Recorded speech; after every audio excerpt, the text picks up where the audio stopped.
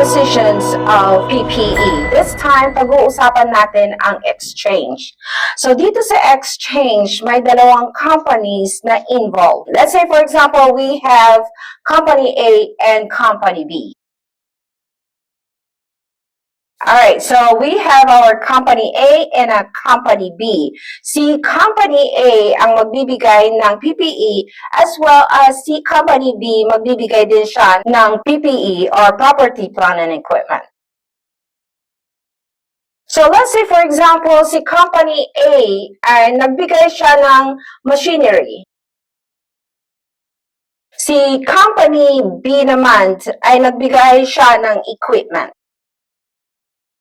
Si Company A, nagbigay siya ng machinery. Si Company B naman ay nagbigay ng equipment. So, dito sa exchange, magpo-focus tayo on both books. Okay? So, i-record natin ang PPE na in-acquire ni Company A as well as the PPE na in-acquire ni Company B. On both books, mag-record tayo ng PPE as a way of acquiring that asset. Paano natin i-record itong PPE na in-acquire natin? Let's say, for example, si Company A, paano natin i-record itong equipment na nakuha natin from the Company B or the machinery na nakuha ng Company B from the Company A. In this exchange, meron tayong dalawang klaseng measurement na tinatawag. The measurement will be the fair value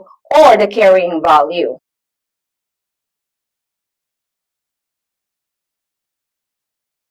So, ang ibig sabihin, on both companies, mini-measure nila itong exchange, it's either the fair value or the carrying value. Kailan natin pwedeng gamitin ang carrying value? Ginagamit natin ang carrying value kapag ang exchange na ito lack of commercial substance or if the fair value is not reliably measurable. So, kapag walang fair value sa problem natin, ang gagamitin natin ay carrying value.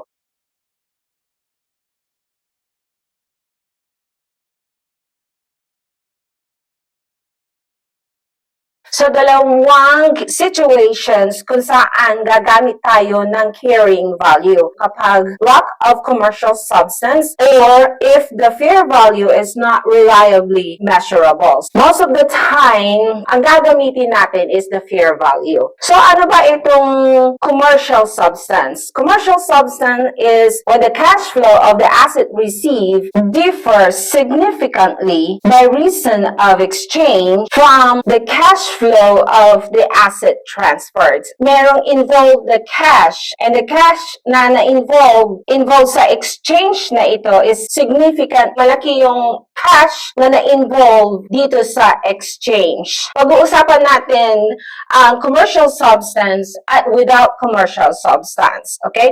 Magbibigay tayo ng practice questions with regards to with commercial substance at without commercial substance. On the books of Company A, nire-record niya ang equipment na na-receive niya from B at fair value or carrying value. Kapag wala ang fair value, ang gagamitin natin is the carrying value. Or kapag ang problem ay lack of commercial substance or if the fair value is not reliably measurable. Sa books naman ng Company B, yung ni-receive niya from Company A na machinery, ganun din. Nire-record niya ito at fair value. Kapag wala ang fair value, ang gagamitin natin is the carrying value. So, mag-record tayo on both books. So, magre-record tayo sa books ni Company A as well as magre-record tayo sa books ng Company B. So, paano natin ito nire-record? So, let's say, for example, meron tayong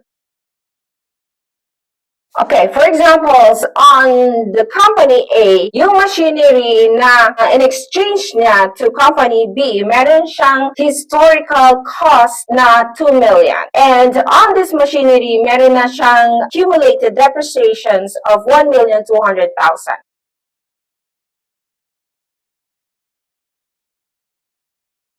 So the carrying amount of this machinery is 800,000.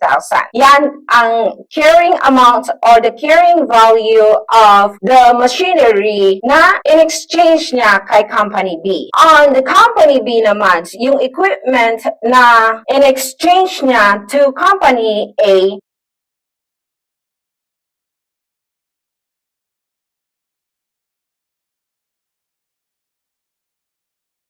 so on the Company's B's record, yung in-exchange niya na equipment to Company A, meron siyang record or historical cost of the equipment is 3,600,000. And this equipment has accumulated depreciations of 2,800,000. So the carrying amount of this equipment is 800,000. So yan ang naka-record sa books ni Company B. Tapos, in-exchange niya ito to Company A. As si Company A, nag-exchange din siya ng machinery. So, let's say, for example, itong carrying amount ng machinery ni Company A, parehas lang ang fair value. Dito naman sa equipment ni Company B, ang carrying amount, let's say, for example, parehas din ang fair value niya.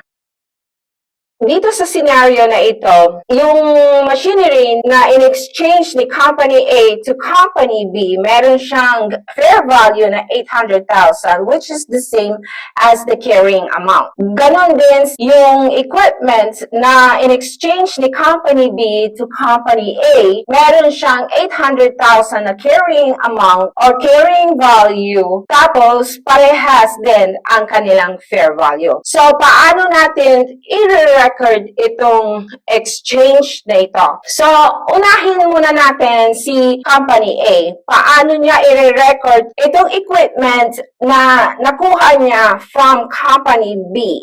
On the books of Company A, i-record natin yung nakuha niyang equipment from Company B, then we will de-recognize o aalisin na natin ang ating account na machinery kasi in-exchange natin ito, binigay natin kay Company B. I-de-recognize natin ang ating account na machinery at ang account na accumulated depreciation. Ang ibig sabihin ng de-recognize is i-zero out na natin. So, to zero out our account machinery, we will credit the machinery of 2 million. Bakit credit? Kasi ang normal side of the account machinery is debit side. Alright? So, kapag ito ay i-zero out mo na, i-credit side mo siya. Then, we will debit the accumulated depreciations of 1,200,000 kasi i-zero out na natin. Bakit debit siya? Kasi ang normal side ng accumulated depreciation is on the credit side. So, ang magiging entry natin is i-debit natin ang ating equipment na nakuha natin from the Company A. So, we debit our equipment of the fair value or the carrying value. The same lang ang fair value sa scenario na ito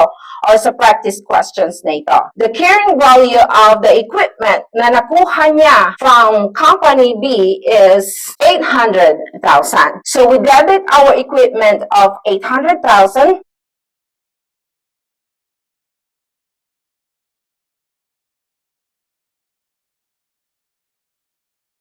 Our entry will be debit to the equipment of 800,000, debit to the accumulated depreciations of 1,200,000.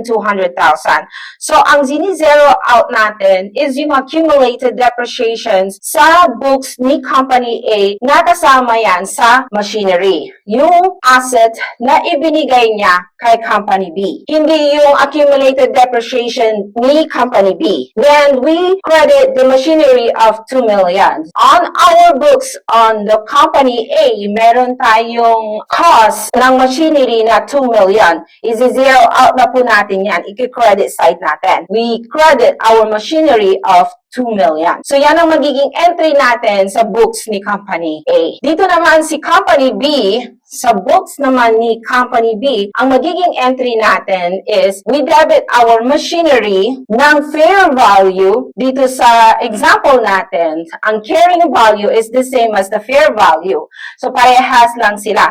So we debit our machinery na nakuha natin from Company A. Then we will de-recognize na yung equipment na i-transfer natin or in-exchange natin to Company A. Our entry on this exchange on the books of Company B is debit to the machinery na nakuha natin.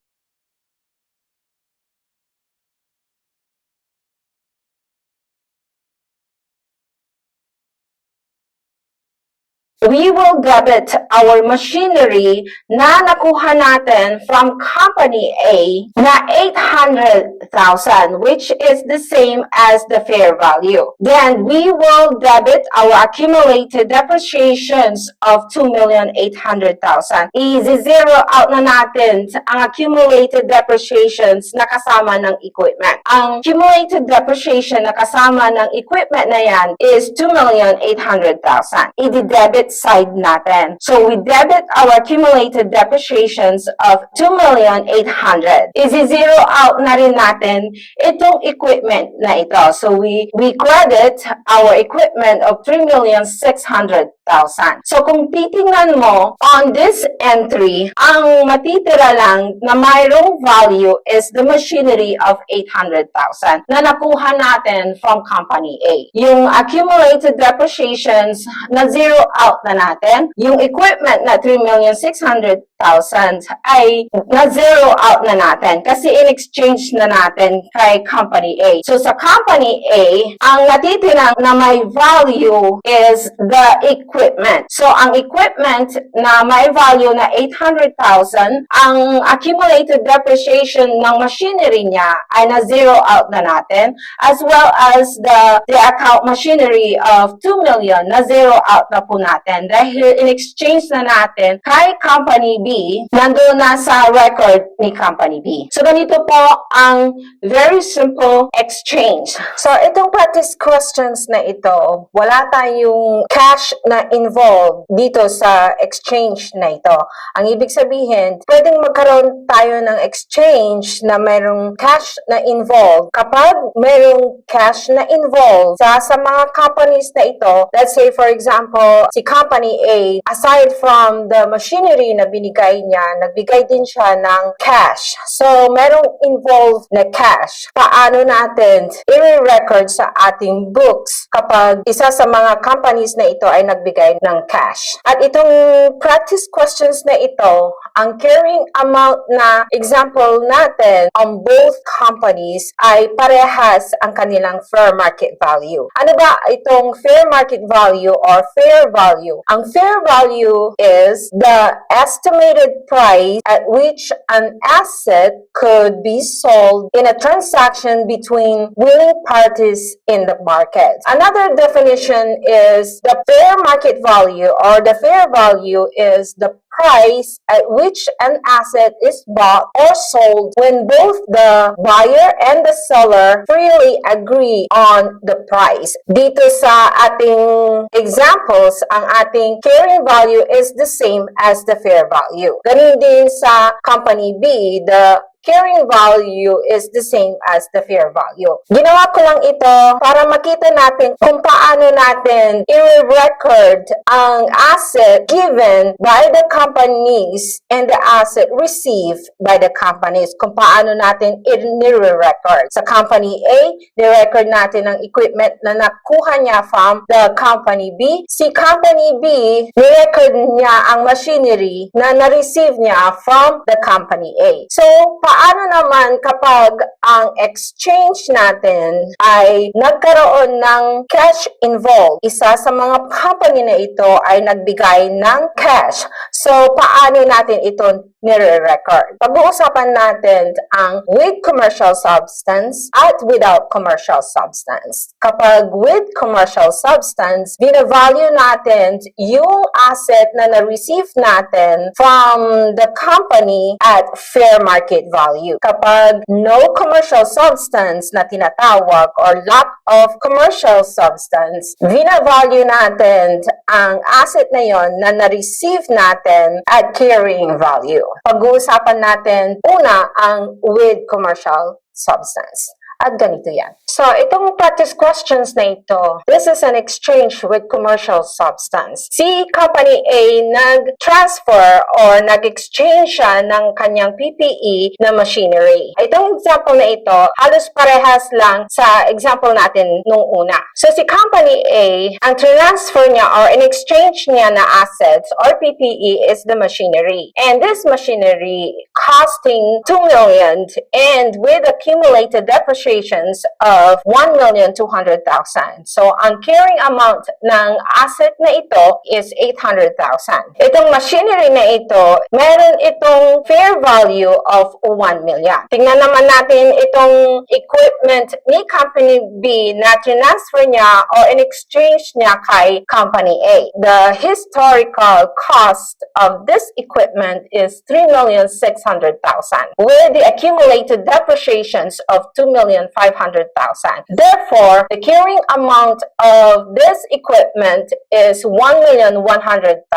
The fair value of this equipment is 1,500,000. Ano bang ibig sabihin ng fair value? Ang fair value is the estimated price at which an asset could be sold in a transaction between willing parties in the market. Another definitions of fair value or fair market value. The price at which an asset is bought or sold when both party, the buyer and the seller, freely agree on the price. Ang fair market value ng asset na ito is 1,500,000.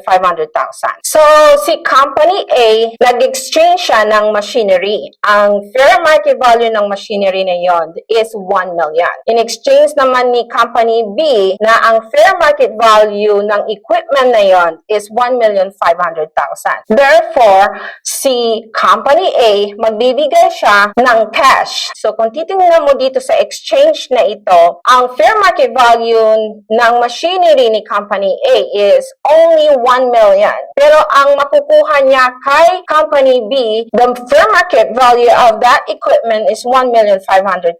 So, therefore, si Company A, magbibigay siya ng 500,000 na cash to equal the fair market value of that equipment na ita-transfer o makukuha ni Company A. So, magkakaroon tayo ng cash na involved dito sa Company A.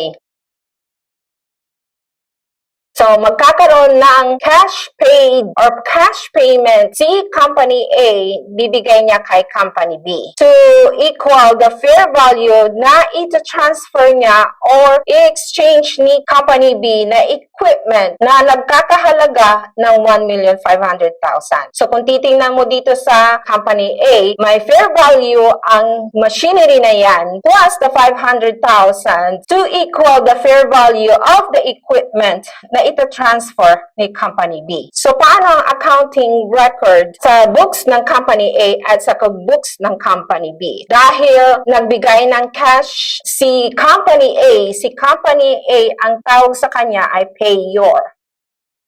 Si Company A ngayon, ang tinatawag na payor. Si Company B naman, ang tawag sa kanya ay recipient. So, si Company A becomes the payor and si Company B becomes the recipient or the receiver of the payment or the cash payment. So, paano natin i-record itong transactions na ito with commercial substance? On the Company A, ni-record natin itong exchange na ito at fair market value of the asset given plus the cash payment.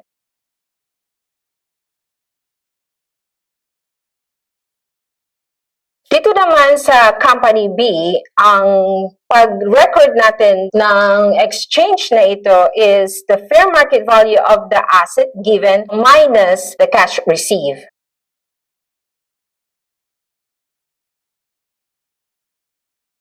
Alright, so ganito natin i-journalize ang ating exchange. On the part of the payor, we will value this asset at fair value of the asset given plus the cash payment. So the fair value of the asset given plus the cash payment. Sa books naman ng Company B or the recipient is the fair value of the asset given minus the cash received. Paano natin ito i-journalize? So, ang ating journal entry on the Company A is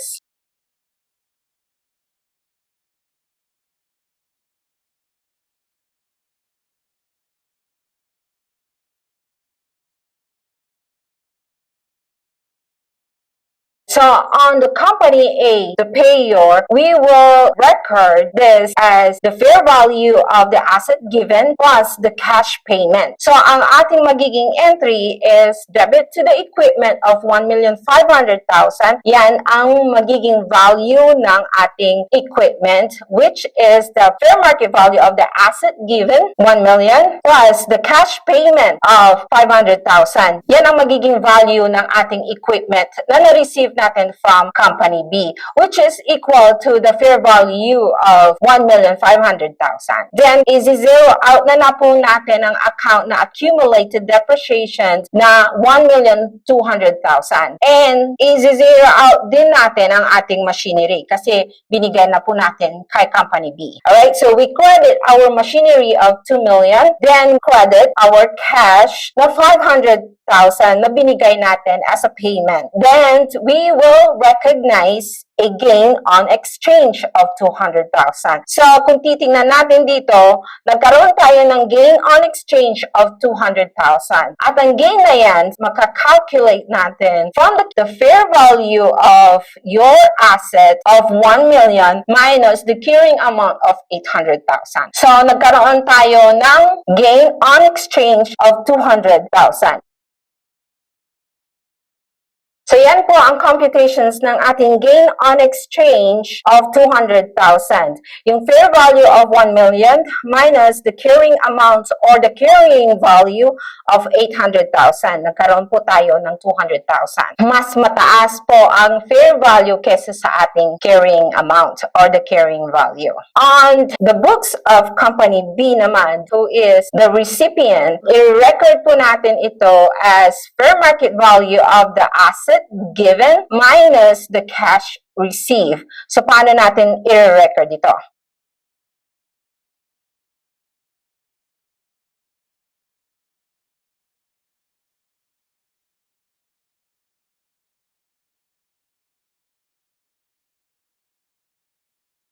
So, ganito ang magiging entry natin on the books of Company B, who is the recipient of the cash, will be debit to the machinery of 1 million, which is the fair market value of the asset given minus the cash received. Kasi siya ang nag-receive ng cash. Then, we will debit the accumulated depreciations of 2,500,000. Is-zero out na po natin. Then, we debit our cash. Yung cash na na-receive niya, di-debit natin. Then, we credit our equipment of 3,600,000. So, aalisin na natin itong equipment na account na yan kasi in-exchange na nga natin, binigay na natin kay Company A. Then, we credit our gain on exchange of 400,000.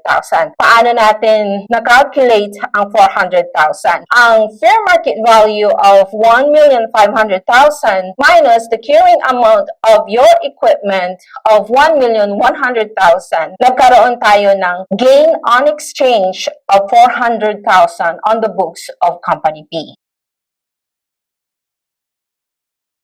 So, the fair market value is 1,500,000 minus the carrying amount of 1,100,000. Nagkaroon po tayo ng gains on exchange of 400,000. So ganito po ang ating entries on both companies. So kung ang tanong ng problem natin is the gains on exchange on the books of company A, titingnan mo lang ang fair market value ng asset na binigay niya minus the carrying amount or the carrying value of the asset na binigay niya. Ganun din dito sa company B or the recipient, ang gain on exchange niya is 400,000. Kung titingnan mo ang carrying value or carrying amount of the asset na ibinigay niya kay company A is 1,100,000. Pero meron itong fair value na 1,500,000. So, kung titingnan mo, nagkaroon siya ng gain on exchange of 400,000. Kung yan ang questions or requirements sa problem, makikita mo na kaagad kung magkano ang gain or loss on exchange.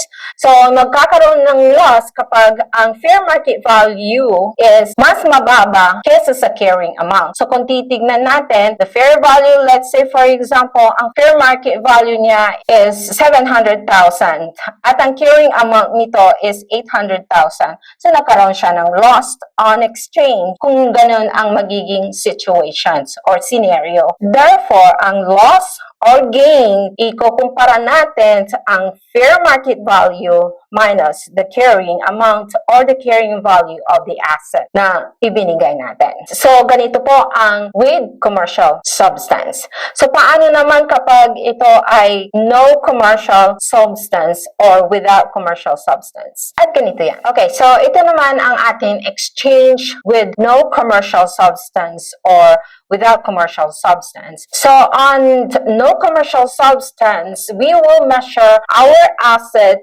at carrying amount. And ito ang pinakatatandaan mo. On exchange, without commercial substance or no commercial substance, there's no gain or loss recognized. So, hindi tayo nagre-recognize ng any gain on exchange or any loss on exchange dahil ang exchange na ito ay no commercial substance. So, paano ba natin nire-record ito? Company A and Company B. Company A paid 50,000 on this example. The machinery na in-exchange ni company kay Company B. Then, we have the accumulated depreciations of 1,200,000. We have a carrying amount of 800,000. On this example, ang fair value natin is 850,000. Nagbayad si Company A, who is the payer, na 50,000. Sa books naman ni Company B, ang exchange niya is yung equipment na 3,600,000 with accumulated depreciations of 2,500,000. So, meron tayong carrying amount of 1,100,000. This time, ang fair value ng equipment na ito is 900,000. Kaya nga nagbayad si Company A ng 50,000 together with the fair value of the machinery of 850,000. This practice question is no commercial substance tayo. So kapag no commercial substance, mini-measure natin ito at carrying amount. So on the books of Company A, who is the payer, the asset, we will record that as the carrying amount of the asset given, yung machinery, the carrying amount of the asset given plus the payment na binigay ni Company A.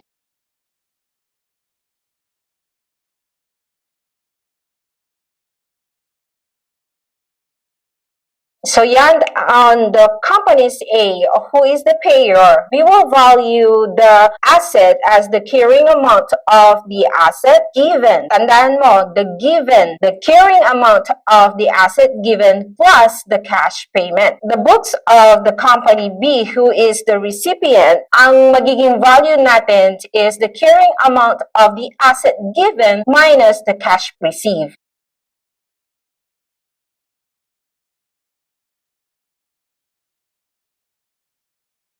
Sa books naman ng recipient, yung nagtumanggap ng cash, we will value the asset at carrying amount of the asset given minus the cash received. The carrying amount of the equipment minus the cash received na binigay ni Company A. So, paano natin ito i-record? Umpisa natin sa Company A. So, the entry on the Company A is debit to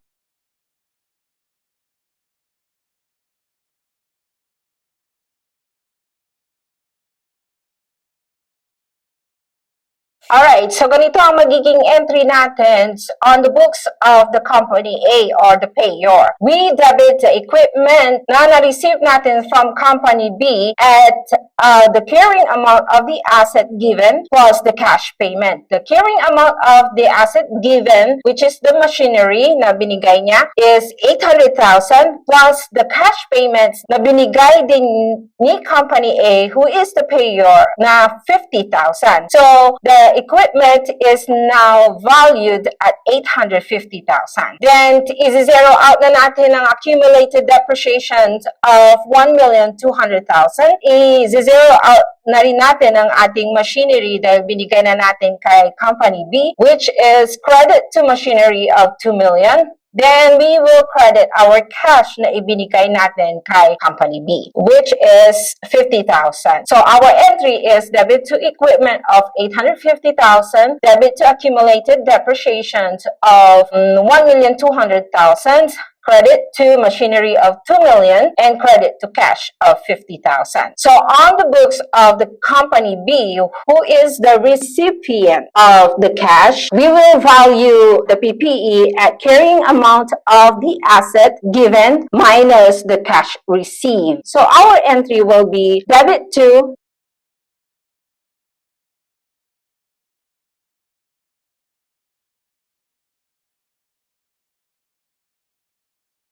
Alright, so on the books of the Company B, who is the recipient, our entry will be debit to the machinery of 1,050,000. So, ang carrying amount of the equipment given to Company A is 1,100,000 minus yung 50,000 na ni-receive niya from Company A. So, we will value the machinery na na-receive natin from Company A at 1,050,000. Yan ang i-record natin. Then, debit to accumulated depreciation of 2,500,000. Okay? Isi-zero out na po natin yan. Remember, ang accumulated depreciations, normal side is the credit side. Alright? Kasi contra asset yan. Kapag isi-zero out mo na ang contra asset, i-debit side mo siya para ma-zero out natin yan. So, we debit the accumulated depreciation of 2,500,000. Then we debit the cash na ni-receive natin from Company A of 50,000. Then we credit our equipment of 3,600,000. Isi-zero out na po natin ang equipment kasi ibinigay na natin kay Company A as an exchange. Alright, so ganito po ang ating exchange with no commercial substance. Kaya tandaan mo dito, on no commercial substance, there's no gain or loss recognized. Kung titignan natin ang ating mga entries on both sides, on both companies, wala silang recognitions of loss or wala silang recognitions of gain. I-zero out lang natin ang ating asset na ibinigay natin sa recipient. Then, bina-value natin or nire-record natin ang equipment or the asset received at carrying amount of the asset given plus the cash payment. Huwag kang malilito. Asset given, the machinery is the asset given by the Company A, and the asset given or the carrying amount of the asset given by Company B is the equipment. So, ganito po ang ating no commercial substance. So, ito po ang ating exchange. I'll see you on my next video.